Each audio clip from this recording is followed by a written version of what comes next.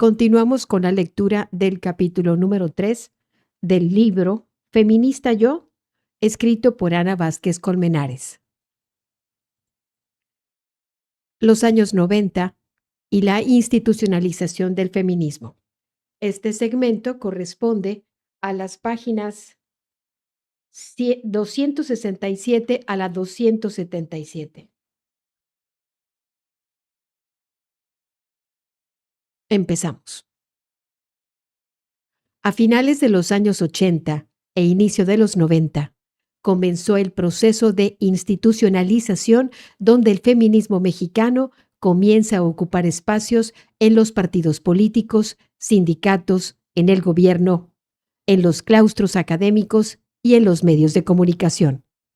Con ello, surgieron dos fenómenos: la burocratización de algunos grupos y una mayor incidencia de mujeres en estructuras de poder. En esta década, perdieron fuerza los grupos de reflexión sobre la condición de las mujeres y ganaron espacios los llamados estudios de género, que incorporaban visiones multi y transdisciplinarias en temas nodales como las categorías de sexo y género, la lucha contra la violencia, los derechos laborales, sexuales y reproductivos, el reconocimiento de la pluralidad y la participación de las mujeres en la democracia. En 1990 se publicó un referente del feminismo mexicano: Los cautiverios de las mujeres. Madresposas, monjas, putas, presas y locas, escrito por la antropóloga Marcela Lagarde, quizá la teoría feminista más importante de Latinoamérica. Muchos de los conceptos manejados actualmente por el movimiento feminista han sido creados o resignificados por Lagarde, como la de sororidad, feminicidio o empoderamiento. En este tenor surgió la también legendaria publicación Debate Feminista, fundada por Marta Lamas, reconocida antropóloga integrante del movimiento de la liberación de la mujer en México desde la década de los años 70, influenciada por el marxismo y, sin embargo, consciente de que éste no reconocía las desigualdades de género y tampoco las reivindicaba. Autodeclarada discípula de Elena Poniatowska y de Carlos Monsiváis, Lamas recuerda que el primer editorial planteaba: ser un puente entre el trabajo académico y el político. Era mi forma de unir mis dos partes, la de activista y la de la intelectual. Y con esta publicación aspiraba a movilizar la investigación y la teoría feminista dentro y fuera de las instituciones académicas y a superar la esterilidad de los estudios aislados del debate político. El interés por los derechos sexuales y reproductivos iba a menudo, así como los primeros abordajes feministas en torno a estas violaciones. A finales de los 80, Patricia Olamendi, junto con otras mujeres, unieron esfuerzos para crear el primer centro de atención a víctimas de violencia sexual, que luego se convertirá en el Centro de Terapia de Apoyo a Víctimas de Delitos Sexuales. En 1992, Marta Lamas, con la colaboración de Patricia Mercado, María Consuelo Mejía, Sara Sefovich y Lucero González, fundaron el Grupo de Información en Reproducción Elegida, con el objetivo de difundir información objetiva, científica y laica sobre el aborto en México, para así posicionarlo como un tema de interés público, de salud pública y de justicia social. Durante casi 30 años han colocado en la mesa de debate temas como anticoncepción, aborto, violencia obstétrica, muerte materna, reproducción asistida y conciliación de la vida laboral y personal. En cuanto a los avances institucionales de la década, vemos los cimientos de las políticas públicas en materia de igualdad de género. El gobierno de Ernesto Zedillo lanzó el Programa Nacional de la Mujer, Alianza para la Igualdad, bajo la conducción de la política yucateca Dulce María Sauri Riancho, cuyo objetivo era transformar las condiciones de discriminación que afectaban a las mujeres, A ella se le debe mucho el impulso de que los 32 estados, de que en los 32 estados se crearon institutos de la mujer y participó activamente en la Comisión Internacional de Mujeres como delegada. También en los años 90 se instaló por primera vez en el Congreso Federal la Comisión de Equidad y Género. Como bien lo dice la historiadora Patricia Galeana, esta década fue clave para el empoderamiento político de las mujeres. Ante la baja representación política femenina en la Conferencia Mundial de Beijing en 1995, la ONU emitió la recomendación de que los países adoptaran medidas afirmativas en favor de las mujeres con miras a lograr una representación paritaria. En México, en 1996, se adicionó el Código Federal de Procedimientos Electorales. La siguiente indicación. Los partidos políticos nacionales considerarán en sus estatutos que las candidaturas a diputados y senadores no excedan el 70% para un mismo género. Aunado al compromiso internacional, los partidos fueron incorporando poco a poco más mujeres, aunque no necesariamente en pro de la igualdad de género, sino que la evidencia empírica mostraba que las mujeres tenían alta rentabilidad política al votar en una proporción mayor que los hombres. Aún era impensable hablar de paridad. En 1998 se creó la Comisión Nacional de la Mujer, CONMUJER, con el propósito de impulsar políticas públicas para mejorar la situación de las mexicanas. Se empezaba a hablar de las mujeres, ya no de la mujer. Es un cambio epistemológico importante, pues no somos la mujer, homogénea ni monolítica. Somos mujeres, en plural, diversas, aunque lograr esa conceptualización tomaría décadas. Ya en 2001, nació el Instituto Nacional de las Mujeres, INMUJERES, encabezado por Patricia Espinosa Torres, a la que sucederían Rocío García Gaitán, Lorena Cruz Sánchez y Nadine Gassman Silberman, con la que ha sido dirigido por mujeres de los principales partidos de México. Hasta aquí van registrándose algunos avances, pero desafortunadamente no se puede omitir que en 1993, en Ciudad Juárez, Chihuahua, se dio la primera serie de feminicidios sistemáticos del país. Diana Russell y Jill Radford definen el feminicidio. Aún no usan el concepto feminicidio como el asesinato misógino de mujeres por ser mujeres. Al principio era una mujer asesinada cada mes y poca fue la atención que captaron los feminicidios de estas mujeres, casi todas jóvenes, trabajadoras de las maquiladoras, aunque no había un perfil único. Alrededor de 300 mujeres fueron raptadas, violadas, ultrajadas, torturadas y asesinadas en este contexto. La maestra y contadora Esther Chávez Cano fue una de las activistas que más luchó por visibilizar el fenómeno feminicida que estaba ocurriendo. Desde el inicio notó uno a uno los casos de niñas y mujeres que aparecían muertas, lo que permitió que la exigencia de justicia por las llamadas por la prensa muertas de Juárez llegará hasta instancias internacionales. Chávez Cano fue fundadora del Grupo Defensor de Mujeres Fronterizas 8 de marzo. En 1999 creó Casa Amiga para la atención de mujeres víctimas de violencia sexual y familiar, entonces aún llamada violencia doméstica. Ante la situación en Juárez, Marcela Lagarde acuñó el término feminicidio como una ínfima parte visible de la violencia contra niñas y mujeres que sucede como culminación de una situación caracterizada por la violación reiterada y sistemática de los derechos humanos de las mujeres. Su común denominador es el género. Niñas y mujeres son violentadas con crueldad por el solo hecho de ser mujeres y solo en algunos casos son asesinadas como culminación de dicha violencia pública o privada. Estos hechos evidenciaron las inconsistencias e incapacidad del Estado para garantizar seguridad y justicia a las mujeres y, a su vez, intensificó la lucha feminista en todo el país por la erradicación de la violencia hacia las mujeres. Feminismo del siglo XXI en México.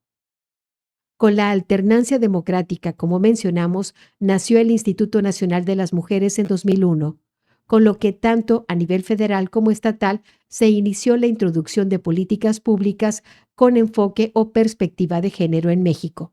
Si bien sin agenda feminista explícita e incluso a veces francamente conservadora, por lo que en sus primeros años tanto InMujeres como muchos institutos locales solo abordaron agendas ideológicamente menos controversiales, como la institucionalización y transversalización de la perspectiva de género, oportunidades económicas, derecho al trabajo y a la participación política de las mujeres, y la asistencia social ante la desigualdad de género, evitando temas como aborto o la agenda de la diversidad sexual, a excepción de la Ciudad de México, bastión de la izquierda mexicana desde los 90 y punta de lanza en agendas importantes como el aborto, el matrimonio entre personas del mismo sexo y la atención de la violencia de género contra las mujeres.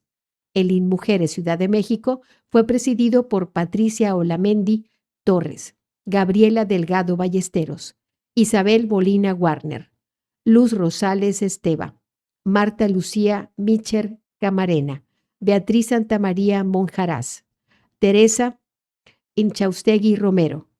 En 2018 se centraliza y eleva el rango al convertirse en la Secretaría de las Mujeres y es presidido por Ingrid Gómez Saracíbar. Entrada la tercera década del siglo XXI, alrededor de la mitad de los estados del país ya tenía secretarías, una posición ministerial en el gabinete, en vez de institutos, lo que reflejó que en un régimen político presidencialista, la fuerza y cobijo del Poder Ejecutivo pueden facilitar la labor de los mecanismos de adelanto de las mujeres, aunque sin duda también hay una pérdida de autonomía, por lo que es un debate en curso. Gracias a la presión de feministas y con el apoyo de políticas aliadas en 2007, la Asamblea Legislativa del Distrito Federal aprobó el derecho a la interrupción legal del embarazo. 12 años después, en 2019, Oaxaca se convierte en el segundo estado en aprobar el derecho a un aborto seguro. Asimismo, se impulsó el andamiaje jurídico necesario para promover el acceso de las mujeres a una vida libre de violencia de género y la igualdad entre mujeres y hombres, con el trabajo sororo de legisladoras, académicas y activistas de la sociedad civil, las diputadas Marcela Lagarde, Diva Gastelum, Angélica de la Peña, Blanca Gámez, entre otras. Impulsaron la Ley General de Acceso de las Mujeres a una vida libre de violencia, una ley vanguardista que, como dijo Marcela Lagarde, colocó a las mexicanas como sujetas de derechos y porque en el fondo colocó la misoginia y el patriarcado como fundamentos. Se logró acreditar el feminismo. En esa época también, con Lagarde al frente, se instaló la Comisión Especial de Feminicidio en el Congreso para investigar el asesinato de mujeres en Ciudad Juárez. Estas dos acciones representaron un cambio sustantivo y un nuevo paradigma, pues a partir de ellas se empezaron a crear leyes de este corte en diversos países latinoamericanos. De la Peña y Lagarde, junto con otras diputadas académicas y organizaciones civiles, también impulsaron la Ley de Protección de los Derechos de Niñas, Niños y Adolescentes, que les reconoce como titulares de derechos. La Ley Federal para Prevenir y Eliminar la Discriminación, la Ley para Prevenir y Sancionar la Trata de Personas y la Ley General para la Igualdad entre Mujeres y Hombres. El tipo penal de feminicidio, en el que destacó el trabajo de la abogada Patricia Olamendi, se incorporó el Código Penal Federal en 2012, que consiste en privar de la vida a una mujer por razones de género, como violencia sexual previa al asesinato, lesiones físicas previas, antecedentes de violencia doméstica, relación sentimental con el agresor, entre otras. Esta renombrada abogada, que también fue diputada, logró la tipificación penal de la violación en el matrimonio, así como la eliminación del adulterio como delito grave. Los feminismos se han ido diversificando en sus temas y las feministas han incidido desde la sociedad civil y la academia para empezar a poner perspectiva de género feminista en la agenda pública, la de gobierno y los medios principalmente, en particular en temas como la prevención, atención y sanción de la violencia de género ante el incremento de la violencia familiar, la violencia feminicida y la migración. Persiste la preocupación por los derechos políticos de las mujeres, también por el autocuidado y la reapropiación de los cuerpos y la promoción de los derechos sexuales y reproductivos, así como la necesidad de un sistema universal de cuidados y la relación con el medio ambiente y la naturaleza. En palabras de la investigadora de la UNAM, Gabriela Cano, los feminismos actuales se caracterizan por su heterogeneidad. Recogen muchas de las demandas incumplidas del feminismo de décadas anteriores, como los derechos sexuales y reproductivos, y como ha repetido Marcela Lagarde, no combaten la violencia contra las mujeres, sino buscan erradicar sus causas. Otro gran objetivo ha sido visibilizar las brechas de desigualdad para explicar y exigir a las instituciones gubernamentales acciones para revertir la otra gran preocupación, la feminización de la pobreza. En el siglo XXI, las redes sociales han sido herramienta crucial para socializar las convocatorias y planteamientos feministas. Esto ha permitido viralizar campañas multinacionales como Me Too, Ni Una Menos. Si tocan a una, nos tocan a todas. Nosotras tenemos otros datos. El paro de mujeres, etcétera. Con lo cual se ha logrado un gran impacto y ha posicionado la agenda feminista en la agenda pública en muchas otras latitudes. El movimiento feminista ha encontrado en las mexicanas tanto el hartazgo ante una situación que las pone en desventaja como un alto potencial de organización para la movilización social. El feminismo está en las calles, en los medios y en las redes.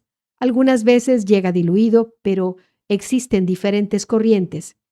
Es una nueva generación que si no tiene canales de diálogo, no tiene oportunidades y no les queda más que manifestarse, describe Valentina Cendejas, subdirectora del Instituto de Liderazgo Simone de Beauvoir.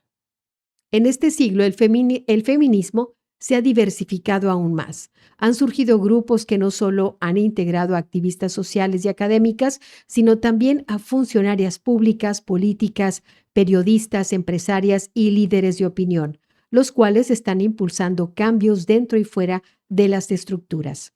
Este es el caso de la Red Mujeres en Plural, que en 2019, en coordinación con senadoras y diputadas y agrupaciones como el colectivo 50+1 y otras activistas reconocidas, fue clave para la aprobación del establecimiento de la paridad en todos los cargos de representación en los 3 poderes de la Unión, en los 3 niveles de la administración pública y en órganos autónomos, así como en 2020 para la reforma constitucional más ambiciosa en materia de violencia política contra las mujeres por razón de género en el mundo, que clarifica y amplía las competencias de las autoridades, ensancha las puertas del acceso a la justicia para las mujeres víctimas de este tipo de violencia, sanciona al violador y busca que las conductas no se repitan.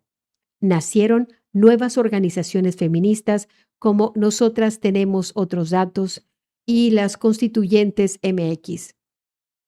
Redes de mujeres mexicanas con presencia de abogadas, académicas, activistas, defensoras de derechos humanos en favor de visibilizar en la agenda pública las realidades de las mujeres, impulsando iniciativas como la de 3 de 3 contra la violencia hacia las mujeres, que promovió que para poder ser designado en un cargo electoral o gubernamental, un hombre no solo debe cumplir con los requisitos de elegibilidad, como la edad mínima y la nacionalidad, sino como un tema ético para poder tener una responsabilidad pública en cualquiera de los poderes y órganos autónomos.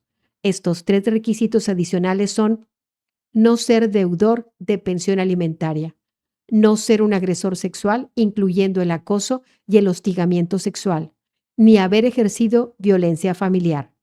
Así, el planteamiento desde el feminismo exige que nadie que haya vulnerado derechos de las mujeres o de la niñez pueda acceder a espacios de poder y decisiones públicas. Una de sus impulsadoras destacadas fue Indira Sandoval.